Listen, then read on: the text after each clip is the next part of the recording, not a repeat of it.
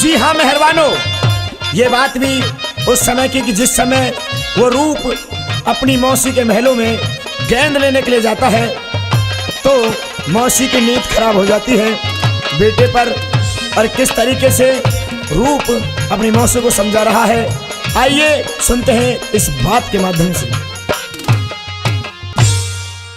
ओ लगे मौसी माई, लगे मौसी माई,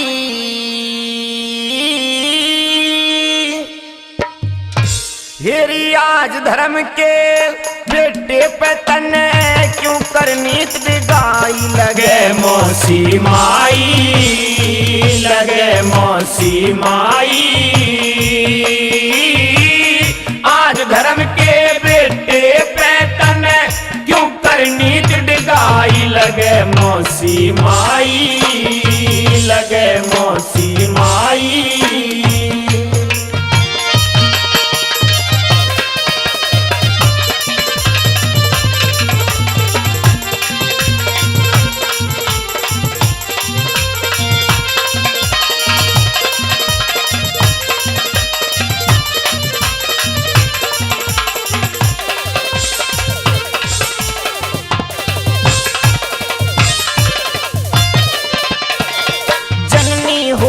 पालनिया माँ स्वर्ग ते महान हो, तेरे जैसी पापन का तो नरक में स्थान हो।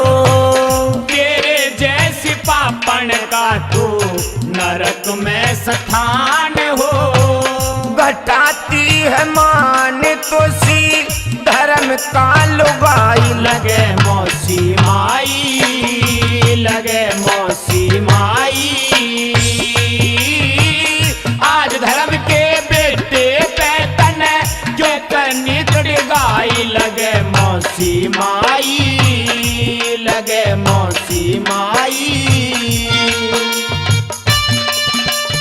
तो मेहरबानो, इस रागनी पर खुश होकर हमारे बड़े भाई प्रहलाद सिंह सौरत मरौली वाले जनहित चिकित्सालय पलवल से 2100 रुपए देते हैं। हम डॉक्टर साहब का तहे दिल से शुक्रिया करते हैं।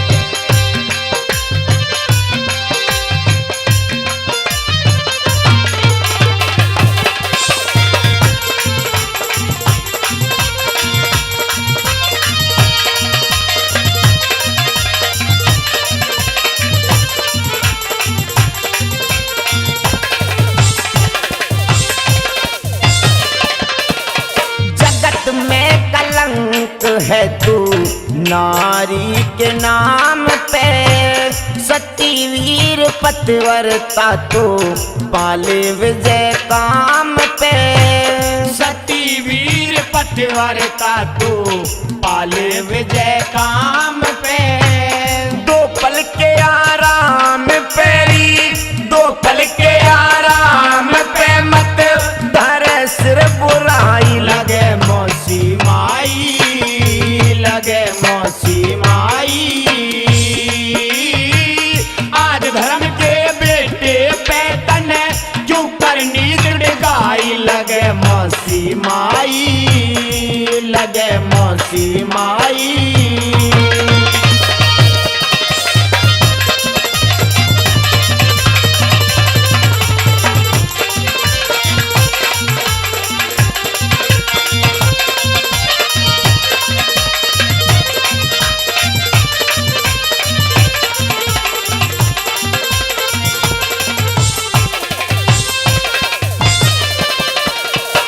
ममता की मूर्ति ये पगों का पुजारी से, गुनहगार फेरों की है बाप की तू नारी है। गुनहगार फेरों की है बाप की तू नारी है। धर्म की महतारी है तू, धर्म की महतारी है मेरी, बने ना तू ब्याही। लगे मौसी माई, लगे मौसी माई,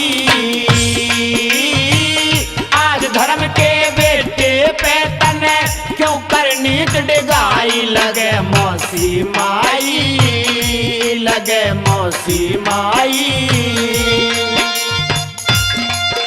और सरदारों देखिए, जो मेरे गुरुदेव के प्रिय मित्र हैं देविंदर सरपंच मीतरौल से इस रागनी पर खुश होकर 2100 रुपए देते हैं। हम अंकल जी का तहे दिल से शुक्रिया करते हैं।